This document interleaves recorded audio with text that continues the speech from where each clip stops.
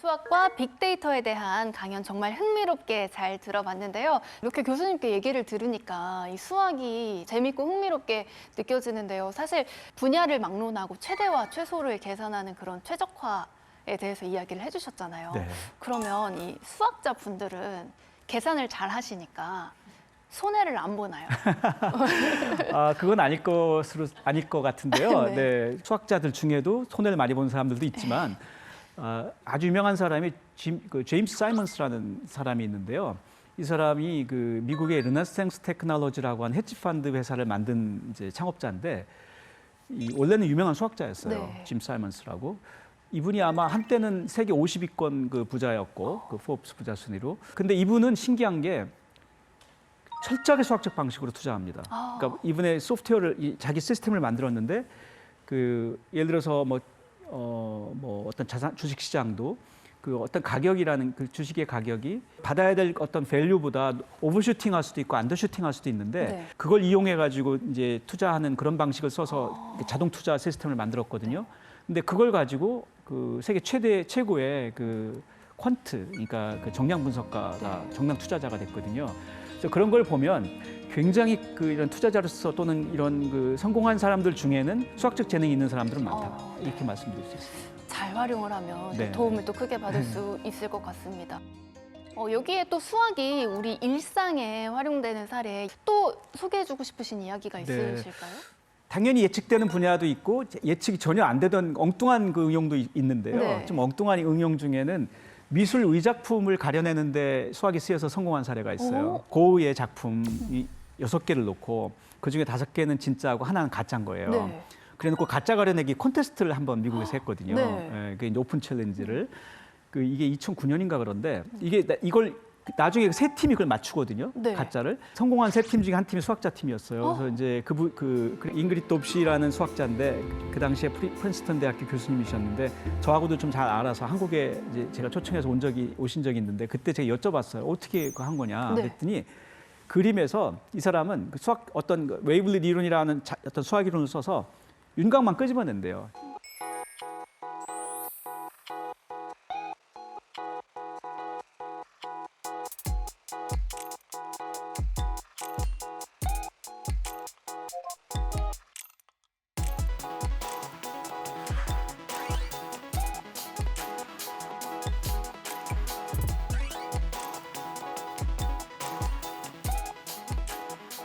아무리 그게 전문가가 가짜를 만들었어도 그 어딘가에는 이게 진짜 같아야 될 텐데 막 이런 그 주저함 같은 게 있대요. 그래서 그 주저함이 숨어 있는데 우리 눈에 잘 안 보이죠. 네. 그 숨어 있는 주저함을 정량화해서 찾아내면 된다는 거예요. 진짜 진품은 이렇게 하다 보면 한 뭐 10단계 내려가면 더 이상 남아 있는 게 없대요. 다 빠져나와서. 네. 근데 가짜는 아직도 그 주저함이 거기 남아 있어가지고 계속 간대요. 네. 한참 더 내려간대. 그래서 제일 밑으로 내려가는 게 가짜래요. 근데 이게 굉장히 성공해가지고 네덜란드 암스테르담에 있는 그 고흐 박물관에 보관되어 있는 다른 의작품하고도 해봤는데 다 백발백중 맞췄어요. 이 경우에는 수학적 방식으로 사고할 줄만 알면 네. 이걸 끄집어내는 거거든요. 옛날에 왜 화학적인 약품 써가지고 막 분석하고 이거는 네. 근데 작품을 훼손하잖아요. 그렇죠. 이거는 스캔만 딱 해가지고 스캔 가지고 하면 되기 때문에 네. 전혀 작품 훼손이 없는 비파괴적 네. 의작 감별법 네, 이런 것도 있죠. 사실 다시 수험생 때로 저는 한번 시간을 되돌려 보면 수학이 사실 좀 무서웠거든요. 되게 재밌게 잘 하기는 했습니다만 그래서 제가 아쉽게 또 수리 나형 한 점 차로 2등급을 받기는 했는데 그렇다면 교수님께서 생각하시기에 이 입시 수학 얼마나 도움이 될까요? 당연히 초중고에서 가르치는 수학이 뭐 학생 아이들을 수학자로 만들려고 과학자로 만들려고 공학자로 만들려고 하는 수학이 분명히 아니잖아요. 네. 제일 중요한 거는 아이들이 차분하게 주어진 데이터로부터 논리적인 어떤 사고를 전개할 수 있고 그거로부터 결론을 낼 수 있고 막 이런 능력을 만드는 거거든요. 네. 이런 종류의 사고 능력은 뭐 모든 분야에서 중요한 거니까.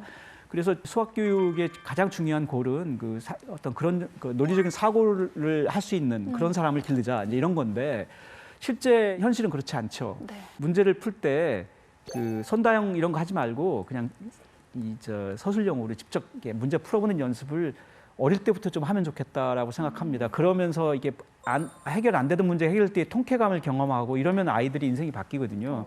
수학을 알면 이렇게 다양한데 자기 인생에서 뭐 쓸 수 있고 인생은 아까 제가 최대 최소 문제를 계산하는 그런 문제들도 가득하다고 그랬는데 그걸 자기 인생에서 하나하나 한번 이렇게 직접 본인이 해결해 나가는 그런 경험을 해보면 좋을 것 같습니다. 네, 이렇게 저희가 또 빅데이터의 시대에 살아가고 있잖아요. 그러니까 이 빅데이터의 시대에 또 어른들이 또 배우고 느껴야 할 수학은 뭐가 있을까요? 예전에는 사실 어른들은 뭐 학교에서 배운 걸로 그냥 난 먹고 살 거야 이런 경우가 많았죠. 요즘은 너무 새로 쏟아지는 게 많고 금방 옛 지식이 되거든요. 그러니까 금방 낡은 지식이 되니 뭔가 일을 하려면 요즘 새로운 또 지식을 안 배울 수가 없게 됐어요. 그래서 요즘은 평생학습의 시대가 됐는데요. 예전에 중국의 그 국가 주석을 지냈던 장쩌민 주석이 자기는 기자들이 자기한테 취미가 뭐냐고 물어보면 항상 똑같은 말을 한다. 그러면서 주머니에서 수학 문제가 적힌 그런 꼬깃꼬깃 그런 접힌 종이 한 장을 꺼내면서 나는 이동 중에 비행기 탈 때 뭐 자동차에서 이 수학 문제 푸는 게 내 취미다 그랬습니다. 그래서 자기는 그래서 치매도 안 걸린다 뭐 그런 말을 했는데요. 그래서 학창 시절에 풀었던 문제도 가끔 찾아서 한번 다시 풀어보면 치매에 안 걸린다고 합니다. 이 강연을 또 마무리하면서 교수님의 오늘의 지식 한마디 정리를 부탁드리겠습니다. 수학에는 뭐 많은 그 공식도 있고 그러니까 이거 암기 학문 아니냐는 말도 하는데요. 저는 수학이 이성적으로 그리고 합리적으로 생각하는 방식을 길러주는 분야라고 생각하고 아이들에게는 그런 연습을 통해서 자기 삶에서 자기가 어떤 중요한 순간에 중요한 결정들을 합리적으로 하는 어떤 기본 소양이라고 생각합니다. 그래서 수학이 입시의 원흉이 아니라 정말 우리 시대에 어떤 즐거움을 주고 그리고 자기 분야에서도 어떤 자기 나름의 혁신을 만들어내는 그런 도구로 자기만의 어떤 무기가 되는 그런 친구로 남았으면 좋겠습니다.